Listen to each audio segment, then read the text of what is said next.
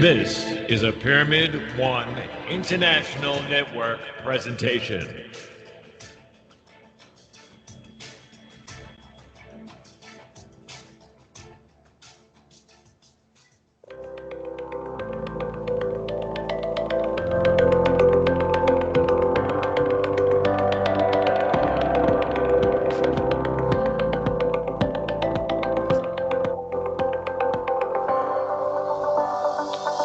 Hi, and welcome to Pyramid One Radio. Welcome to A View of Humanity with your host, Jamie Clark.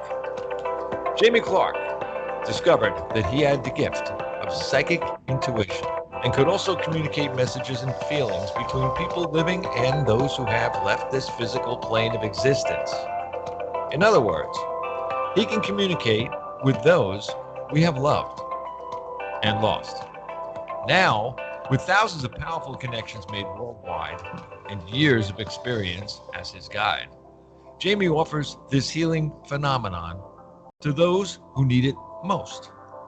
People searching for life direction and guidance, as well as those seeking answers and closure from family and friends that have passed.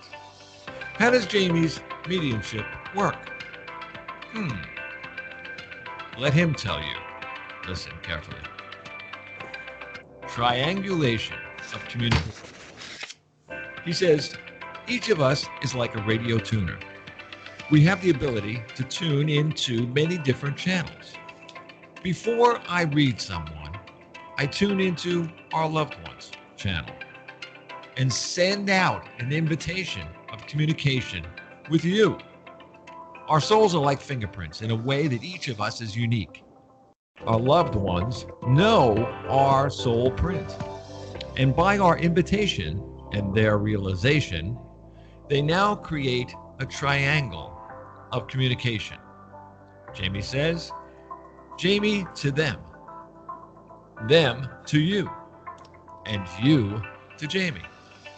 They know that Jamie is on and are receptive and will sometimes come early to understand Jamie's rules and regulations and how most effectively to communicate. Now that we are all on the same channel, let's work together as a team. Let me introduce to you, to the world, to the universe, Mr. Jamie Clark.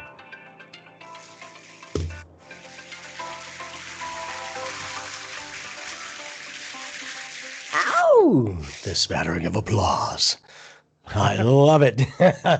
Hey, today we have Maggie Clark as a special guest today, and we want to talk about different ways of reading energy, from astrology, numerology, psychic, mediumship, making those connections with our loved ones and with life experience of those who are alive in this day-to-day living. And so I just want to kind of share the fact that, one, Maggie is very talented with the different modalities that she uses. Two, is I always share that I enjoy going to her public presentations because there are a lot of times when there's some new people who come into the room and, they're kind of looking like, okay, there's some cards, lovely, all right. And then, they'll sit down and then Maggie has them shuffle the cards, put their energy on it so that she can read it. And after they shuffle, they usually just give it back and she starts to lay things out. And then she starts to communicate and share what she's picking up. And a lot of times they move from like, yeah, okay, sure, to, yeah. And so I love that because the accuracy is there. She's just reading it by the numbers and by the letters, literally in the way that planets align and different energies are playing with numbers. And to see that, I've really appreciated her versatility to be able to, I think, read one circumstance in a variety of different ways, which has always been very impressive. So, Mag, you want to share with us a little bit about the difference between the numerology and the astrology? Well, they're very similar in a lot of ways. There's not a whole lot of differences altogether.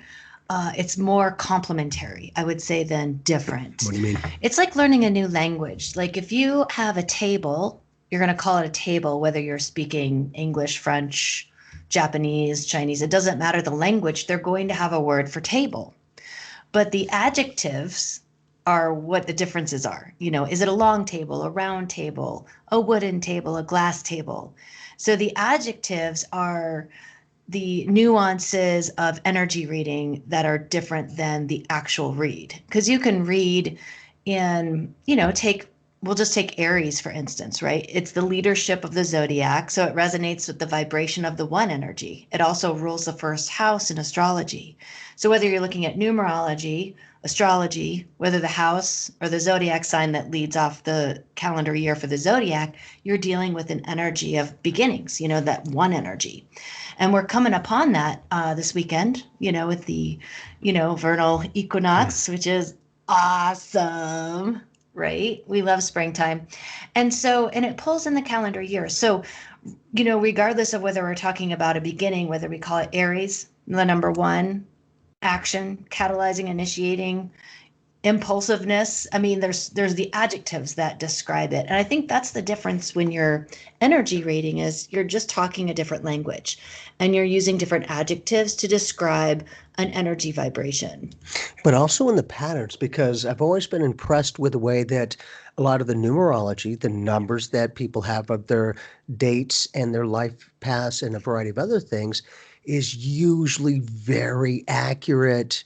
I mean, there are billions of people on the planet, but I will say a huge majority of the time, the people fit a lot of those characteristics or qualities of those numbers or the astrology of the planetary alignment or a variety of other things, which has always been fascinating because from one energy read, kind of like you're saying, you could read the whole table, but you could get each individual facet of what holds up that table and what it might be connected to and where it might be placed in life. And yet the table is just an energy. And it, it denses down into this three-dimensional reality we're in, and we call it matter. But matter is the lowest vibration, or slower, I should say, slower vibration of energy than spirit. So spirit and matter, exactly the same energy, one's just transformed into this dimensional frequency. And notice how she's referring to it as energy. But also in that practicality of spirituality, as I always say, I believe that they've scientifically validated that humans are basically energy, vibrational light beings. Excuse me. And with that definition of being energy, I believe in quantum physics, they've also validated that energy can neither be created nor destroyed. Now, to me, that's very fascinating because a lot of these scientists who make these major discoveries discover things in numbers and letters. To me, that's phenomenal because now we're seeing that if you add the right numbers up, the right letters and placement, you will gain insight about the information that has always been there, but you'll be able to tap in with your new awareness of an old ancient law. And so I love the fact that the practicality of spirituality with the scientific studies, with these dynamics of, one, being able to read energy, but two, getting the outcome of what has been read. Because, you could see and feel and read all you want, but if you don't get an outcome as to the result of what that is, whatever, Mag's usually very good about giving potential outcomes. And I love that because people begin to realize there are a few different ways to possibly see that one experience. And if I approach it this way, I'll most likely get that. And if I approach it that way, I'll most likely get that. Okay. And it's nice when they can get some validation from Maggie. One, she's very straightforward. And like me, if it's there, she'll say it. If not, I'm not going to make stuff up. But within that just grounded, natural, down to earth, I've also seen her and known her for quite some time to where she can say it, communicate it effectively, beautifully on a day-to-day basis, meaning a lot of the natural spiritual energies of esoteric learnings she puts practically. And it's really nice when people can walk away going, that makes a lot of sense. But not only that, she gave me some information that triggered me to think about another person who has been waiting, and I didn't even know that until I talked with you. And that energy read through the planets, the alignment and stuff, was very accurate. And this is one of the reasons we love to grab a newspaper, open it up, be like, ooh, what's my month going to look like in a paragraph or a sentence or two? And there is some validity to it because it does cover one planet that you might have, which is your sun sign usually. But you're just talking a vibration of energy and making people aware of the type of energy that they have within themselves, because this energy that vibrates as the planets are vibrating and orbiting and doing these things, these are celestial bodies of energy that we have within us, from the macrocosm to the microcosm. So it's a part of helping them bridge that gap between the one lifespan and the eternal verse. It's a bridge of communication. Now people understand, oh, there's an energy moving around, and it's affecting me. So people have an understanding when they're navigating their environment and they go to a store, they have an understanding that this is, an energy that they're walking into. So it's another way of looking at walking into a bigger energy. You're walking into the cosmos and you have all these planetary energies that are going to be affecting you. Like all the things on the shelves. Exactly. One overall store, but with many different items and dynamics within that one location. And how do they play together? Because they're going to move Pluto and they're going to move Venus at different rates and different times because they have different orbits. And so then they'll interact differently throughout the store or throughout the cosmos.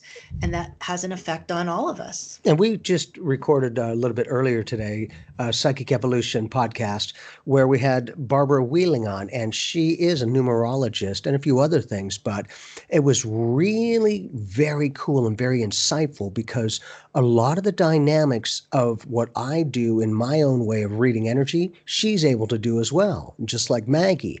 And what I mean by that is I'm a profiler for some major corporations where they want to see if one person can work with some others or how productive it's going to be and what direction it can go in.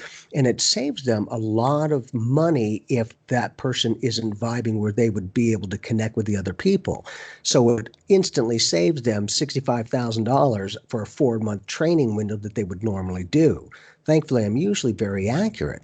But in addition, for Barbara and Mag to share the insight, I asked, is it possible that you can do the same thing and get different people with the different ways that they could work out as a potential through the numerology and or the astrology? Yeah, and how shifting and changing it could be. I think Barb said she looks at 21 numbers when she does a numerology reading.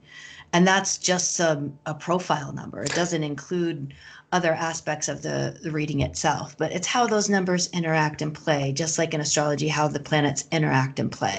And do you have an awareness of, as we were talking, why do you have to break every number down into just a single digit? Why is it not able to stay like 21 number and then have a meaning with that? Well, it's the breakdown is either 1 through 9, 1, 2, 3, 4, 5, 6, 7, 8, 9. It breaks down to the lowest, number you can get, 1 through 9. The breakdown happens because that's the foundation energy. And we use this in Tarot, and I use this teaching Tarot as well. The foundation energy of a 1 is always going to be a 1, but then a 10 is going to look like a 1, and 19, the sun, is going to look like a 1. So there's a relationship between the Magician, the Wheel of Fortune, and the sun because they all vibrate with an energy of 1. The difference is the Wheel of Fortune has a 0 with it, so there's an added extra energy there present, and the sun has a 9 with it, so there's another different energy present. So we read it as a 1, but know that it has extra qualities, because it has extra numbers there. So the foundation is always going to be the same. A 1 is always going to vibrate with the 1 energy. In Jinshin Jitsu, they describe this as body, mind, and spirit. Okay. So the physical energies are 1 through 9. The mental and emotional energies are 11 through, what is that, 18? 11 through 18? Yeah, thank you. And then the spiritual numbers are 19 through 26. They actually don't have a 9 on a spiritual level because we are never ending beings, So whether we're looking at, it doesn't matter what we're looking at. One of the reasons I study something like Jinshin Jitsu or like astrology or like a tarot is that it's limitless in what you can read. Because you're reading basic numbers, but then there's more into it. But it's all connected and they're all speaking the same cosmos, right? They're just using a slightly different language to describe our relationship to the cosmos and to the all that is. And bring up an interesting point where Mag and I are talking about being able to give insight to organizations or businesses that who can work together and who can't. But in addition, I'm seeing that there are more apps like dating apps that are using astrology and numerology for the clients that are on there. And I'm like, oh, that's freaking brilliant. Because with this, and just for myself, seeing the accuracy of placement that on average, people who are vibing with that number have a lot of those qualities. You'll get an overall life gauge and path number, and especially when you can understand what those mean, so that as you're meeting people, you'll, oh man, they vibe. Okay, let's check this out. Or, no, those numbers usually not for me, don't work out. And it doesn't mean you cut it off, but you'll have a good reference of information while you approach these relationships of potential. It's really nice to see how people are taking the technology and amplifying it more effectively, bringing more harmonized energy on through the web, like the universal web. We are always unique and always one. So for this, what got you into, were you doing numerology first or astrology? I studied astrology and tarot, but I studied a lot of numerology in the process of studying those, because one way to understand the tarot and make it very easy is to study your numbers and your elements. And then it's like putting a piece of a puzzle together. Like if you have a table, right, that's made out of wood, you call it a table, you got the energy of wood, and then you just kind of combine it so you can see what it looks like. And, maybe a different vibration. Maybe it's round if you have a queen, and it's, square if you have a king. You can bring in sacred geometry into that expression as well. But with the sacred geometry, those being information, different pieces or numbers of information. Right. And so that's why they use suits and numbers and archetype images, because that's the basic foundation of like the tarot. Same thing in astrology. They're using numbers, planets, zodiac signs, and then you just put it together. You puzzle piece it together. And it's pretty matter of fact. It's not so much of a major interpretation. It's pretty much reading it by the numbers or the planetary alignment. And to see that kind of a connection that consistently seems to line up with a lot of people, I find that it's interesting that not only can you do it for a business or a relationship, but potential life directions, friends that you might want to understand, possible business aspects of partnership, or your own life direction. Because sometimes, we're going in a direction of life and then we just change it and we don't know why. And then you might do an astrology or numerology report and get a lot of validation that, oh, right around that time, it was lining up in this way. And so it's really cool to be able to see that the numbers and letters can give those descriptions in that way when you can look back on them. Like, okay, there was that number one connected to this, so it was a new beginning for it.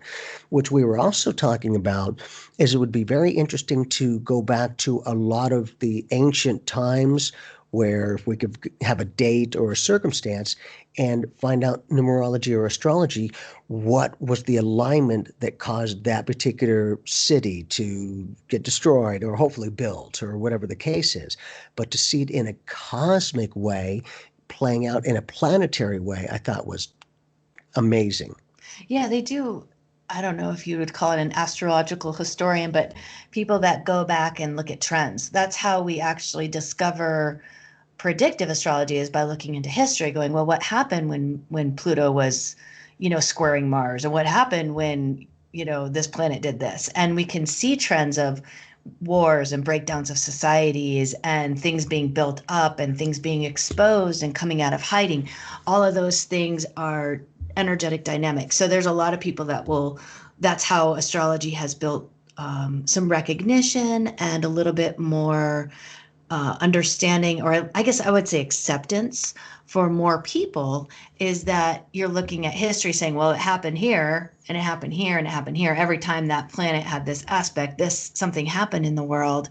When you can go back into history and pull those out and look at them, then it says, okay, so now there's what you would call a track record. There's some validation that it works.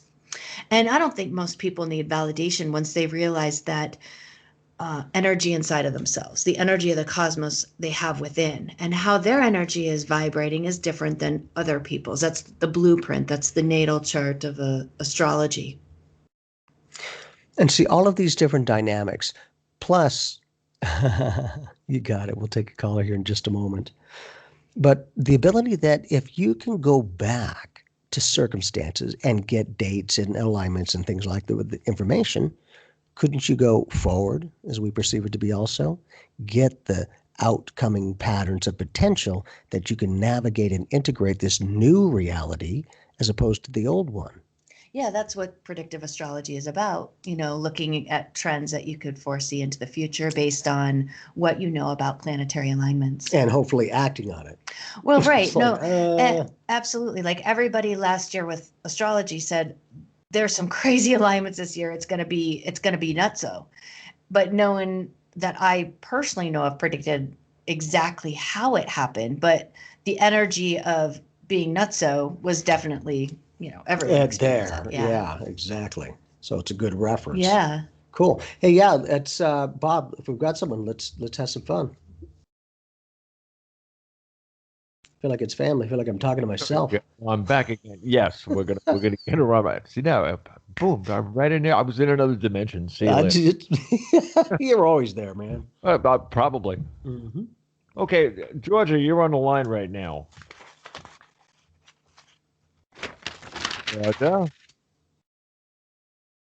Georgia, What's up? Georgia, crazy. What? Oh. Hello, I see you. You see me. She is listening. I know that. Cool. Wait a minute. Let's pick up the message. No, I'm kidding. Yeah, you're right. Area code 260. Who's on the line? You only got a couple of minutes. Second.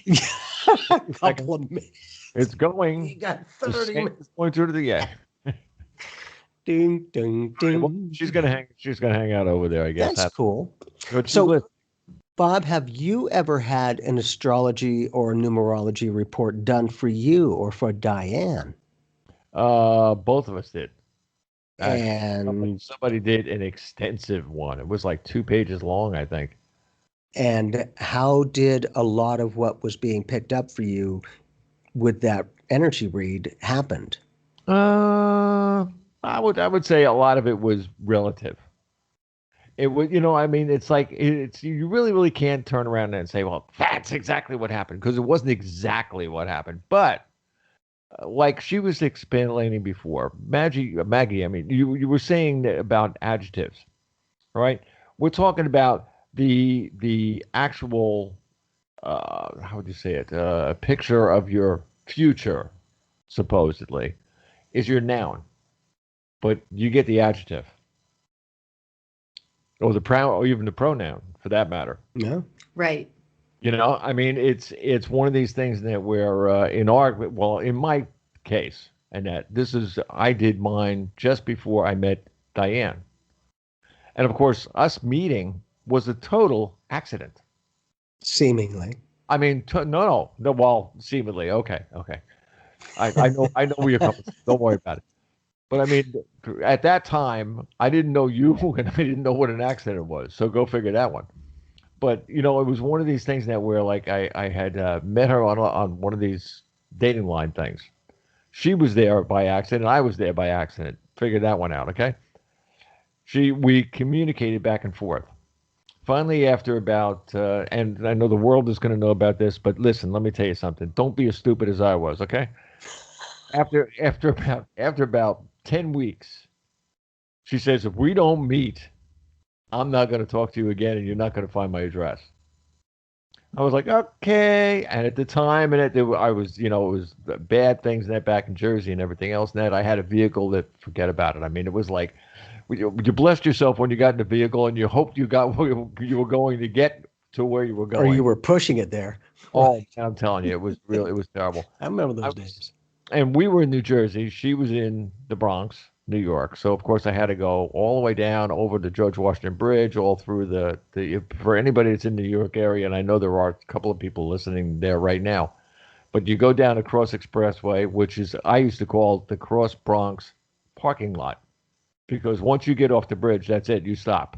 You could have Oh, lunch and you don't move. It's that kind of traffic. 5 lanes of traffic, and God forbid there's a Yankee game going on. Oh, oh God, man. you're not even getting over the bridge. So then I finally, get to the bridge, and the truck dies. I mean, I'm in the toll booth, and the truck dies. So they pushed me out of the toll thing and then over to the side and everything else. And I turned around and I said, look, truck, you got to get me there. You got to get us home. I got to do this, okay? If I don't do this, nothing is going to work. So come on, do me a favor, right? Vroom, the thing started up and it was purring. I was like, wait a minute, there must be something wrong here. So I go and I get to her, pick her up, go all the way home and everything else. And I got out and I kissed that thing right on the hood. I swear to you. I mean, it was the weirdest thing. But this thing, according to the reading that I had, I was going to meet someone under circumstances. Nobody ever told me what the circumstances was. But look at what happened to get there. I mean, that was just they say I should write a book. Oh man, I would tell you. It So, was one of these things in that where everyone should get some kind of a reading on yourself, because you will be surprised 10 years after you get the reading done. You'll be scratching your head and going, damn, didn't they say that back in whatever? And it's true. yep. Every single your life is already written in a book the day you're born. It already knows the day you're going to die. But you not die, you're going on. You're just moving on to new ground. Trust me, I've been there. I saw the other side, and let me tell you something. It is cool. But the only thing I said when I went there is, if I come back, I don't want to go to kindergarten. And That's it. That's it. So, but I don't know what kind of deal they made for me so far. But hey, and you did read you that feel against you, that by the way. did you feel that that was a catalyst for any of your soul growth, for your experience in having that? Of course, of course, yes. Well, you tend to look into yourself further. You know what I mean? Like everybody thinks like, oh well, this is what I'm going to do, and I want to do this, and you'll dream a little bit, and you'll say, well, after I do this, what am I going to do? And I'm going to go on. I'm going to have 9 kids and 6 houses and 5 boats, and et cetera, et cetera. And you go through all those things. It's a fantasy of your own. But when you're on the other side, and all of a sudden you realize, hey, wait a minute, this is my life. All right, now you may not be alive, but it's your life. I mean, this is what it is. What do you mean you may not be alive? You mean on this planet you're Yeah, considered dead? in another spot, in another Okay. place. And that's the way you look at it. And I swear to you, I did not, and I mean, I'm serious. And to everybody that's listening, and I got, we're on and off over here on the phone thing. All the people that are listening right now, I got to tell you this. This is, it's going to happen to everybody. What you got to do is you got to set yourself up for it. Take in anything you possibly can. Be receptive to everything. Feel everything. Know everyone you can, because you're going to meet those people again, man. It's one of these things where, like, hey, that's the way it goes. And if you do come back, pray to yourself that you'll remember where you were, so you can learn by your mistakes. And so when you got to feel that vibe on the other side, was it a little bit challenging for you to come back here to this physical reality on this earth? No, no, not at all. It was, my dad was the one that told me I didn't belong there, and that Isn't it, that interesting? yeah, Not your wasn't time yet. And you're wasn't like, time. huh? Well, you got to figure. You guys know how old I am. My father was 45 when he passed. Wow. So Okay, you've tripled his age already. oh, there's at least 3 or 4 times. But in his case, it was since I lost him at a very my young life, and that I was very young. And since I lost him for that, it was whatever my father said, no matter where he was, and I don't care what plane you're on or dimension you're in, whatever he said was God said it. And that's just the way it was. That was my dad. So it was Beautiful. one of those things. Now, if I'm not telling you everybody not to go out and try one of these things, because I'm telling you, it was a hard way. It was a car accident, and I should never ever have breathed again, but I am. See, and And I how have. old was he? He was 45. Wow, kind of interesting, but 4 and 5 is 9, sign of completion. Hmm. And now new beginnings, which literally happened. Literally. Literally, yeah. And And I mean, interesting, but I'm sorry, go he ahead. doesn't. Well, he never ever. I've never, and you've never even picked up my dad. He's never pushed. Yeah. He's like he's there, but he's not there. He's You more know? the observer. Yeah, exactly. My mother, on the other hand, she's the one that you can feel every once in a while, you know. And my sister, who's in Virginia, by the way, she'll write to me once in a while, and she'll because she lived with my mother all through her last years Beautiful. and everything. So it's one of these things that where like these the energies of these people are still here. Yep. And they And can, what you have to do, what people have to do is they have to see like you, or they have to see Maggie, and you have to figure out where the energies are and where your energy is going to. and hopefully get enough accuracy and information that they start to do it for themselves. Yep. God, that's empowering. That's what I love, is when we can be accurate enough to go, holy crap, that's either really good guesswork or maybe something to this. And I love it because, I'm Joe Schmo. I don't know him from anyone. And I like it that way so that I'm not tainted by any other information that I would be aware of prior to that. But to see those connections that, I'm able to make with personality and characteristics and all of those, they now accept the reality to go, holy crap, I wasn't sure, but that very action, that dynamic is exactly what happened. Mhm. And, there's been other times to go. One of them was I was doing a reading, and a nice guy, and from the other side, he wanted me to do this and just hold it there, just like that. And I'm like, I don't understand it, but this is what I'm supposed to do.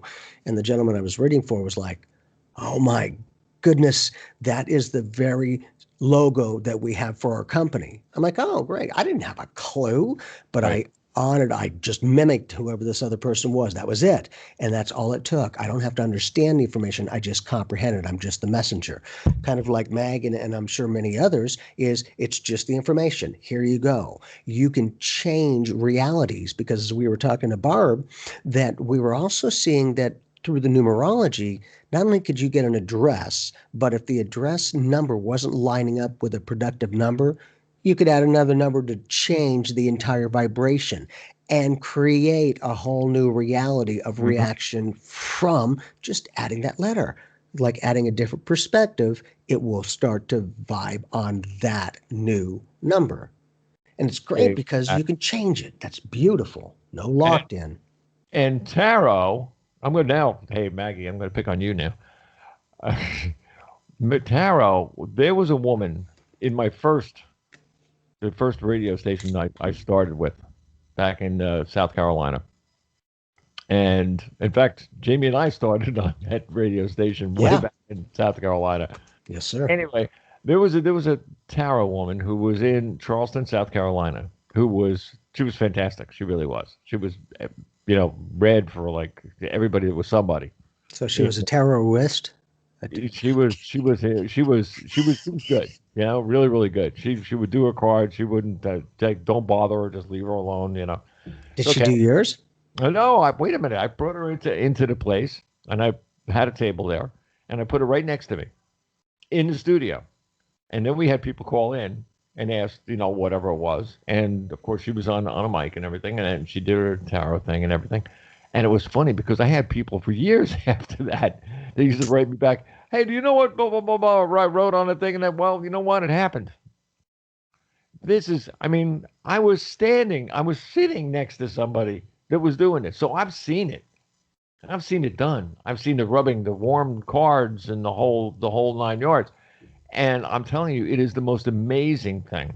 And the only other thing in that's missing from the whole thing is numerology, because Well, numerology is part of tarot in a way. it's part of tarot, it's part of astrology, it's part of quantum physics. I mean, it's pretty much part of everything. But it's so true. That's the part. That's the part that used to scare me because we've had a couple of those on the shows and that too. And it was like they come out with these numbers like, give me some, give me an idea, give me some. Okay, so I give him some of the things, and he go, well, it's this, and I was like, you're right.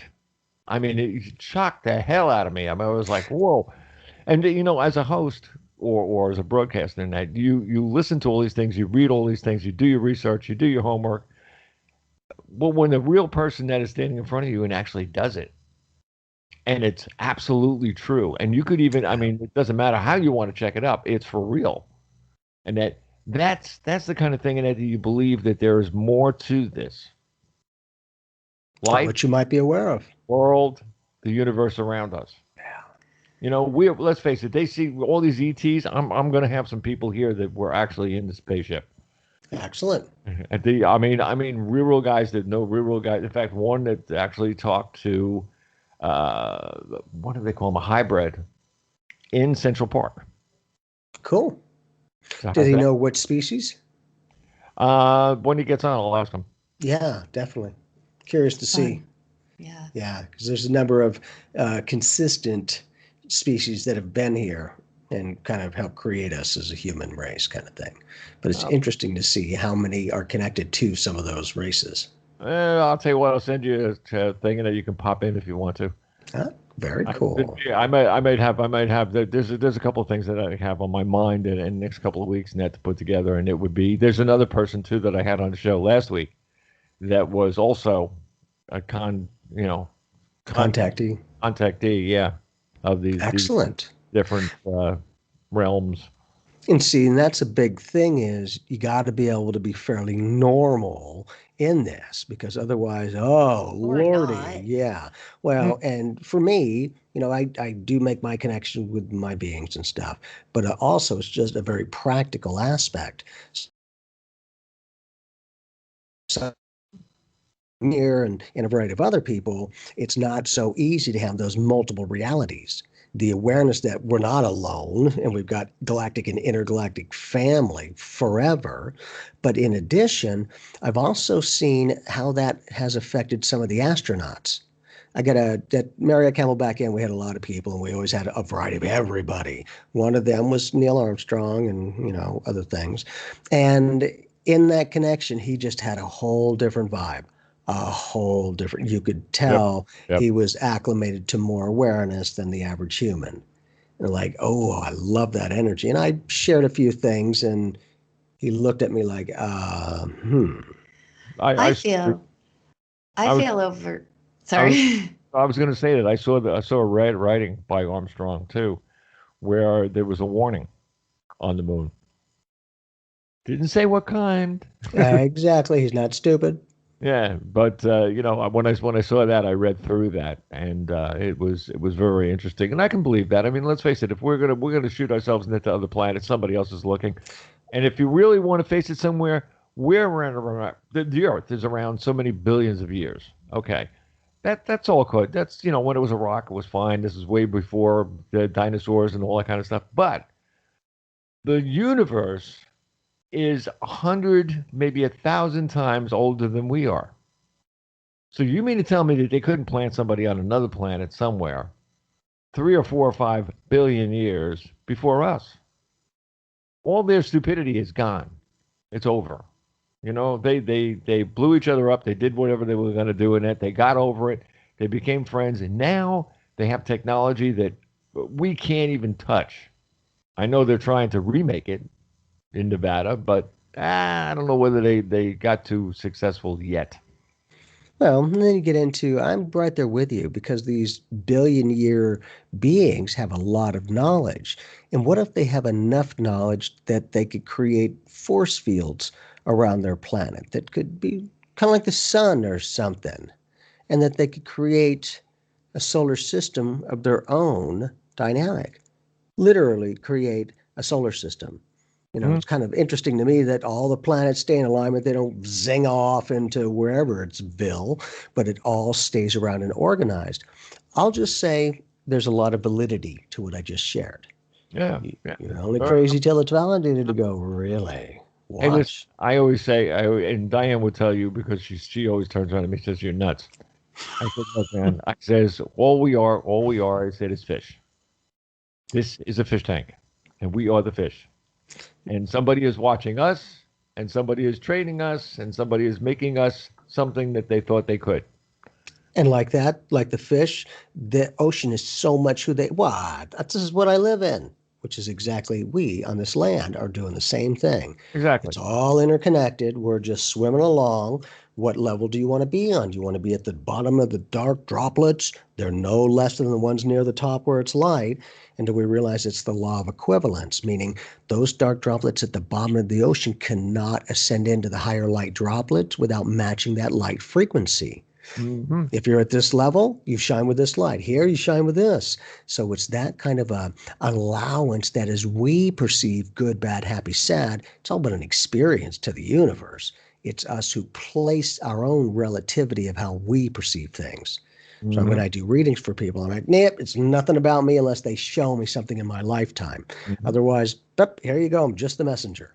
Right. And everybody's got to realize that these little buddies are real. Oh, yeah. And that's the thing, firsthand experience, then it's real. Secondhand's lovely, but once you experience in your own, you'll have no choice but to go, I don't understand it. I just experienced it. Yep. I think it's very important to talk more about these experiences and open up more to people who are non-believers, or if you're maybe scared or you're not sure if people are going to think you're crazy, say it anyway. You know, people are going to like you for who you are because you have a good energy, you know, and you're personable, and all of us are fairly reasonable, personable, likable people. So the more that we can open up and talk about it and share positive experiences, not just the scary experiences that people you hear about, but the super positive ones that don't instill fear, but instill a level of like unconditional love, awareness, acceptance, you know, that type of vibration.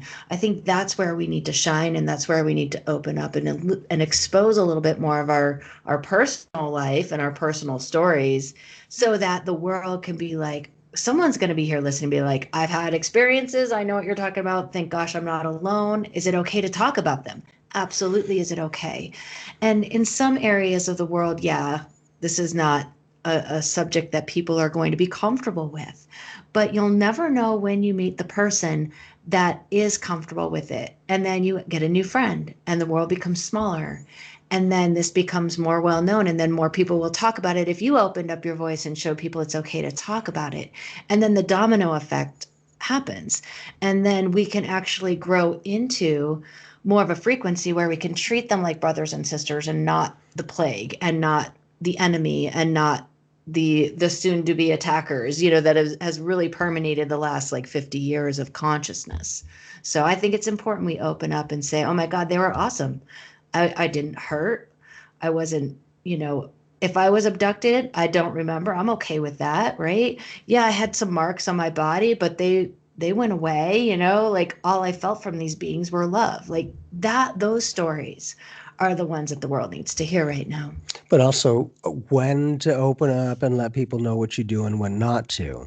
Because for myself, I found very quickly when people would meet me for the first time, hey, you know, what do you do professionally? And my first, I am a psychic medium. And then I couldn't, I'm like, man, I'm always on. I don't have to read in that way. They become very fearful. Now it's when they ask me, what do you do? I'm a consultant. I'm genuine. I'm not misleading. But I learned very quickly, let them get to know who I am as regular me. And then they can share what I do without too much fear, because they're like, you know, hey, well, you're a nice guy and you're pretty normal. I'm like, well, great, thanks. Now here's what I do. And then when you get the solid validation, you go, that stuff's real. They become a little bit more comfortable to know, okay, it's not all about judgment, because I know you as a person now before I knew whatever it is you did. Energy read, is that psychic, medium, spiritual? Yeah, that. And so when they can be comfortable and see it that a regular person can work with these energies and not be so crazy, but just maybe well-informed in one avenue, that's it, but able to use those tools and modalities to help other people and myself. Hi, I'm Jamie. I'm no longer a hypocrite. As much as I'm a service to others, I keep myself included. Otherwise, I started getting irritated at the very thing I effortlessly do for others and not myself. I'm like, wait a minute. If I'm helping others, I'd better be willing to help myself. And I do. I go by the theory, if they have the awareness to ask the question, they just open the door. They open the door. If they're going to tune into a view of humanity, it's a different view of humanity, but it is a view of, they open the door by turning it on, and they have the right to turn it off if they don't like it. So I always think, if you walk in a place, if you open your mouth, if you ask the question, like, what do you do? Then, all right, here it is, man. You asked, this is it. Now I sugarcoat things sometimes in some circles just to make people feel comfortable, but I do encourage people to share their psychic gifts, share their abilities, share their inner core of who they really feel they are, and find a way to share that feels like, oh, I can be my authentic self. I don't have to hide from the world. I might use discernment in certain situations, but I can at least show up and not feel like I have to perform or hide. That's so important for people coming out of the alien closet and the psychic closet and whatever closet where you come out of, right? Is to learn how it's going to be okay for me to be who I am. And we're aliens to everyone else. So it's like, yeah, and it's Yeah. relative. Yeah. What I was going to say was, if somebody like asks, a lot of people now will ask a question. I mean, I'll be out someplace and then they'll know what I do, So, I mean, it'll be a question that's probably off the wall net somewhere. And I usually say to them, I says, okay, so which side are you on? It doesn't matter whether, to me anyway, it doesn't matter whether it's politics or education or this or that or the other thing. They'll ask me for an opinion. And I'll say to them, I said, well, if that's the direction you're going to, what if I say the other side of that?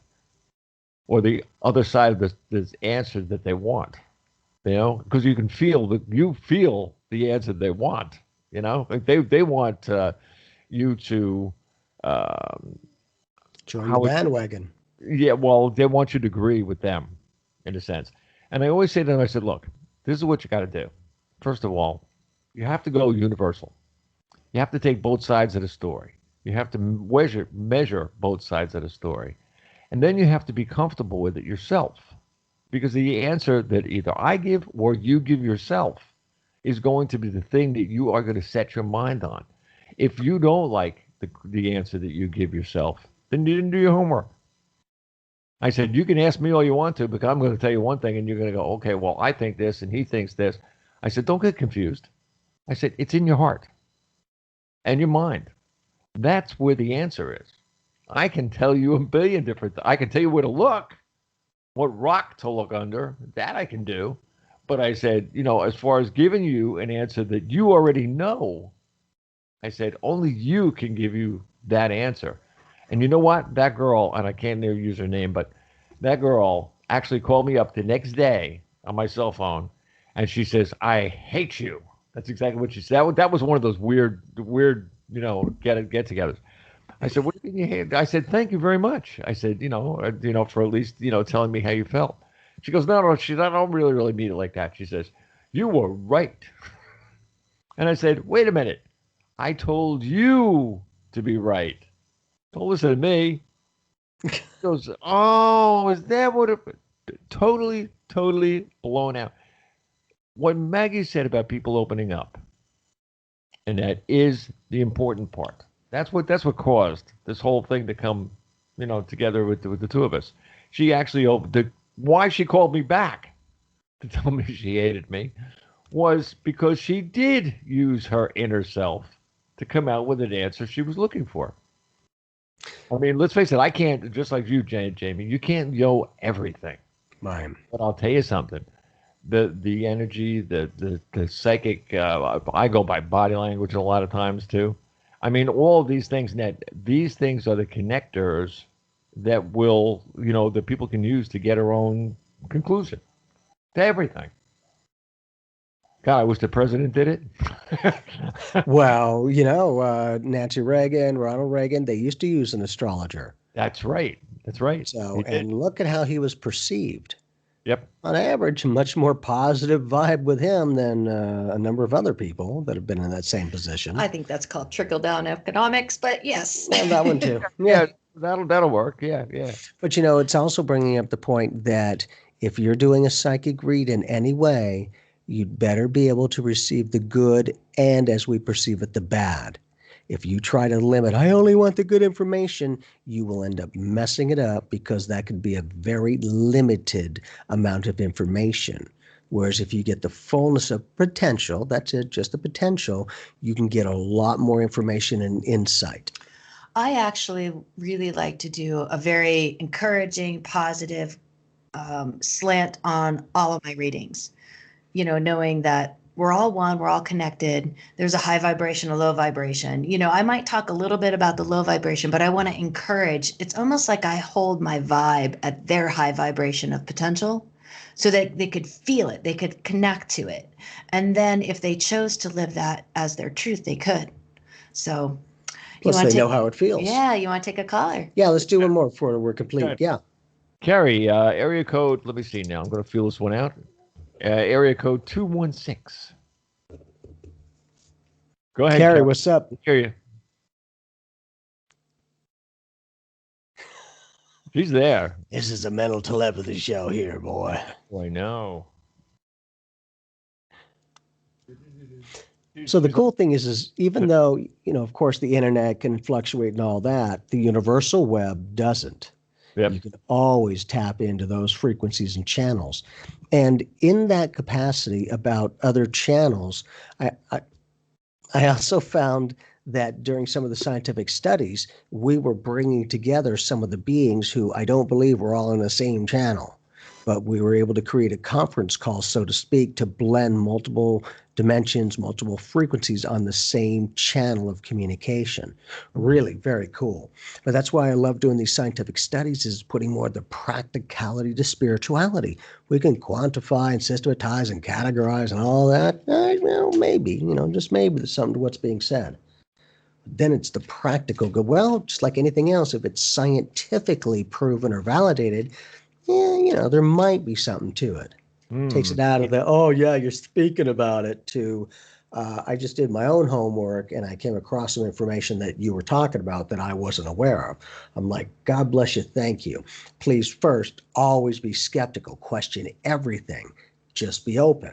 That way you've got that open, receptive mind, which is exactly what scientists are. And the very scientists that are having that are helping us to prove a lot of this spiritual stuff that's been around for quite a while. Carrie, in there? That's okay. The great unknown, man. There's you got a bunch of people listening. That's awesome. Great. I have no idea about the phone calls, but either way, we're having a great time. And, and I'm very thankful because for Maggie and I to be in a great relationship, and it's real, and we just have to be us. But not only that, we each have our own awareness of spirituality. We have our own identity. We have our own energy of connection. And we know that we're 100% a person incomplete, and she's 100% incomplete. And it's that fullness of the relationship that we can come into that, for me, that the very person that I've always been, that in some ways may not quite have been appreciated or understood by one person, completely loved and loved with by Maggie. One, she has her own identity. Two, everyone's a psychic medium. And three, in what way would you like to work with it? That was such a good next time you get together with her and you're eating hot dogs, don't put ketchup on your hot dog. Oh, wait a minute. Don't laugh. I got in trouble for that one once. What do you mean put that? I never put no ketchup on there. I do. And mustard. See, that's what happens when you have your own identity. Yeah, exactly. But that's the thing, is we accept each other for who we are. And the great communication. It's no elephant in a room we're not addressing. It's like, hey, good communication, because if we're going to be able to communicate effectively for other people, why would we not be willing to do it for ourselves? But just like all these modalities, it's about communication. You have to learn the language. Like talking to Jamie is like talking to what? Huh? A wall. Like when you first listen to him, it took me a while to actually hear what he was saying and attach it to an energy vibration for me to like interpret him. Oh, you bought the book, huh? No, didn't buy the book. You didn't know that? She just got the source. I just kept listening, and but it was an interpretation of a language, just like it is for any psychic modality, whether it's astrology or a mediumship read or whatever tools you're using or not using. It's all about listening and trying to hear what is actually being expressed, like what is the feeling behind it. So once you have a language down, you can communicate anything, whether it's through cards or astrology or relationships or And then you get into the feelings, which I always say are the language of the soul. And that one feeling can be worth 1,000 words and then some. But not only that, through the feeling energy, which is information, I'm very honored to have a lot of clients around the world. So some of other people's loved ones don't speak any English, in this case, if I'm doing mediumship, and they'll start coming through with their beautiful language. And I'm like, I apologize. I don't understand this beautiful language. Please make me feel the information. Now, literally anything and everything coming out those people's mouths from the other side is in English. That was huge. It's the universal communicator. It transcends any vibrational patterns on the ear nubs and goes for vibrational patterns on the soul nubs. And that's what speaks to us, is because for me, this body is only a physical vehicle to drive around while we're on this planet. That's it. That's all we need it for. Everything else is consciousness and energy and all that. And you can go to other dimensions, other worlds, and not lose yourself. Because when you kind of have your home base, in this case, planet Earth, you can go reaching out, but not fear of just completely negating. Because the more that I expand, the more I find more of myself that's always there. I'm like, holy crap, you don't lose yourself, you find more of yourself. But just using that, right? That is one of the reasons why when you have ETs communicating with us, there are people here on the planet that do get communicated to. Yeah. They have their own language too, but why do we get it in English? Because they ship it that way. Not that they speak it that way, but they use their mind to talk, not their lip. As the communicator. Exactly. Right. Mental telepathy is very real. Exactly. And people don't realize that it happens to us all the time, every day. Every single day. I mean, let's face it. I mean, how many times? Well, all right. Let's put it this way now. Two people are attracted to each other, but they don't know each other. So a girl's over there and the guy's over there. And the guy over there turns around and goes, wow, that Fred looks good. And she turns around to him, takes one look at him, and goes, get the out of here. Do you know? I mean, I was actually this is back when I was playing. Myself and the bass player, and I used to have little contests to see how many times that we could get it right. I mean, he was a little Jew boy, and I'm telling you, he was so cool. He was like, well, it's this, it's that, it's the other thing. So I used to go, look, hey, man, like, hey, I'm a Catholic. This is the way it goes. Either he likes her or she likes him or whatever. And it was really funny, though, because at the end, we were together for 12, 13 years. But after they got the finish of the whole thing, we said, did you realize how many times we were actually calling things that would have happened anyway? I'm serious. I mean, we knew some of those people that we went, maybe for some credit, we used to use, like, there was a trail that we used to do of touring through the United States that we would use a certain way, a certain highway or something, or go down that highway and then just follow the highway with all the joints that were on the place. And all of our original music, we used to try at all these places. In other words, the people that were inside the places were our guinea pigs. I mean, and they couldn't run out. Yeah, I mean, it was like they were in there. Maybe it was we used to go like Wednesday to Sunday, or sometimes Sunday morning. We used to have a kids rock and roll show. Cool. We did it for nothing. In every single community we went to, we did it for the kids. Excellent. So nuts kids. Yeah, we were out of our minds. But anyway, the people that we would see the people again. Maybe a couple of years later or a year later or something, and maybe something just spurred because we just saw them and remembered. And it was funny because some of them were together, some of them weren't together, and some of the things that we called way back. We all have the ability or the organs in our body that enable us to open our minds to the universe. And with that opening of ourselves to the universe, boy, I'm telling you, it's a two-way street. Yeah.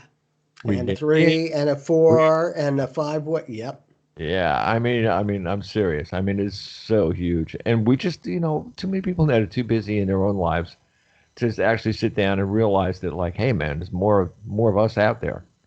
Well, You know? not only that, but yeah, in this capacity of sharing insight and information, I always say, there's a lot of responsibility goes with what we do as a psychic medium or an energy reader, because the more accurate you are, the more responsibility. Because I'm very honored, I have a lot of new clients, and there'll be sometimes that I'll give a new client a potential psychic outcome, of their actions, and they'll be like, yeah, right, sure. And I'm like, no, I could certainly be wrong. But, I guess we'll see. They usually end up calling me back going, what else you got to say? Because I thought you were full of crap and it all happened. Now, anything and everything coming out my mouth to that person is the gospel because they thought all that other stuff was a bunch of crap and it all happened.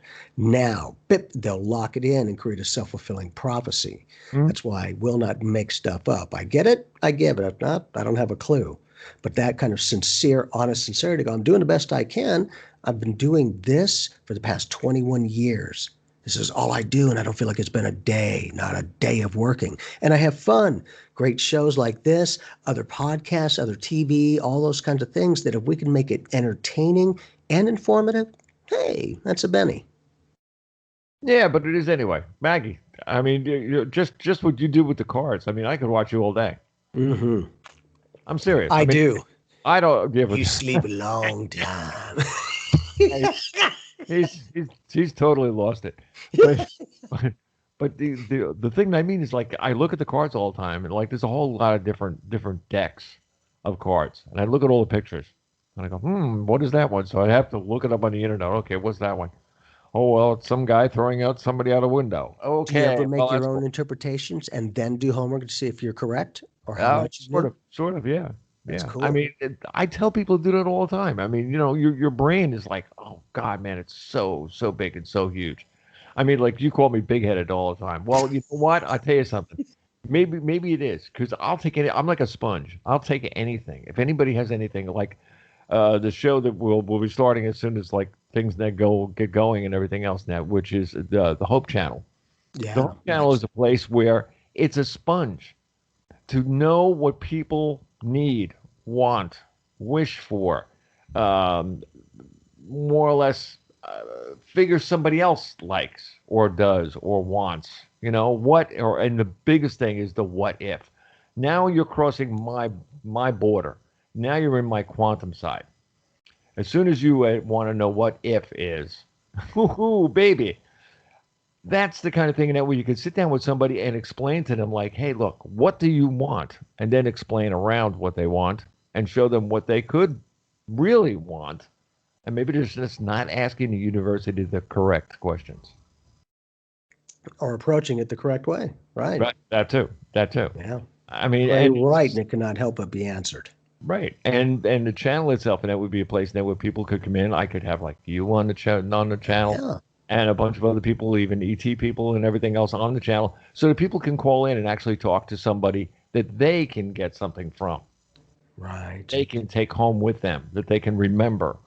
Like the people that are on the phone right now that won't talk, but that's okay. We love you all, man. Thanks, guys, for I, calling in. I know it Appreciate that. works. And if anybody on the phone want to say anything, yes, you That's on the phone. okay. That's Yeah. cool. Maybe next time we'll get some callers. But if anything, we just wanted to You share a got little bit callers. of different ways. They're listening to the show. That's why they're Cool. there. Well, beautiful. And we get that quite a bit. It's like, is anyone interested? Apparently, we have enough of an effective subject that they'd rather hear than want to talk about. So Oh yeah. Oh take yeah. that as an offhanded compliment. If they want to, all they have to do is wait for tomorrow, and they can go to YouTube and just put in Pyramid One Radio, and you go right to the channel, and you get the videos and everything else, and you can watch it, or go to the website.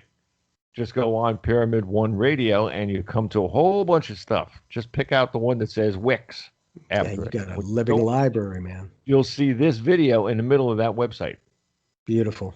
Awesome. live. Uh, So there you go. What you got to do is, for instance, if somebody wants this.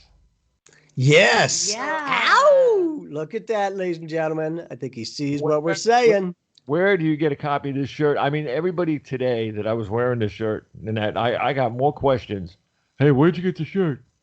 So your That's name awesome. and .net is out there all over the place. Thank you. Yeah, And it's an honor. you get it at psychicevolution.net. There's a shop on there. We've got our Psychic Evolution podcast merchandise. Also, you can find all the publications for Jamie's cards, my A book, training deck. the Rocco and Tuki, the Kids from Mars. We're actually taking pre-orders for book 2 right now. If you want to jump to get a signed copy from Jamie himself, I got to we're post that taking. on Facebook. Yeah. We're taking orders for that. And it's just a cute little shop. And then you'll see all the information about the podcast. And you can check out the latest episode at psychicevolution.net. And again, the one that we just did is going to be about the numerology and the different ways and some of the experiences that were connected to, in this case, Barb, who was able to give information. But it was also a very interesting dynamic that what I mean by this is that some of that information was given to a person that it didn't happen until years later. The exact thing happened, but it was years later. I always make sure that people know that if I'm doing psychic readings of potential, I'm connecting with a future you. And so for those kinds of dynamics, that future you that I pick up on is also what rolls back and constitutes that deja vu. I haven't done this, but I've done it. Yep. Out of the quantum soup of potential life ingredients of experiences. Right. You already put that together. And for that particular thing, you've already done it. So it's rolling back onto your present moment to go, I haven't done it, but I have. It'll be a knowingness, not I've done it. That kind of a connection is all I have to do is to tap into people's future thems. And oh yeah, not only that, if I'm getting interactions with other people in future circumstances, I'm connecting with other people's future thems as well. Past, present, and future are all happening now. Scientifically, they're beginning to validate this stuff, and there are other dimensions and all that kind of good stuff where they've always been here. It's just now we're becoming more aware of it. And knowledge is power. Once you know something's there, then you might start to work with it. You also have things like the Mandela effect that's going on right now all over the world. And you also have the Groundhog Day. Okay? Like, Yeah, huh? I did that before. I did that before. I did that yesterday. I did it the day before. Yes, you did. Now, can you build upon that knowledge and make better choices, more effective, change your reality? Mm-hmm. Yeah, exactly. I'm right there with you. Yes, you can. There's no destiny, but what you make it. You know, I always say people perceive that they're destined for whatever it might be. And I'm like, wow, it's a beautiful intent. However, if you think you're destined for anything, tell me you can't take your life now or now or now. Where'd that destiny go? Now it becomes a self-fulfilling prophecy. Oh, there you go. Cool. Bobby, always great, buddy. Always great. Thank you, sir. Thanks for having me on, too. It's amazing. You two Saint Maggie. Awesome. You know, I tell everybody all the time, and listen, you can see the copy of the show tomorrow, Wednesday. It will be in YouTube. And meanwhile, think this to yourself. I am. It is you. God bless y'all. Bob Charles.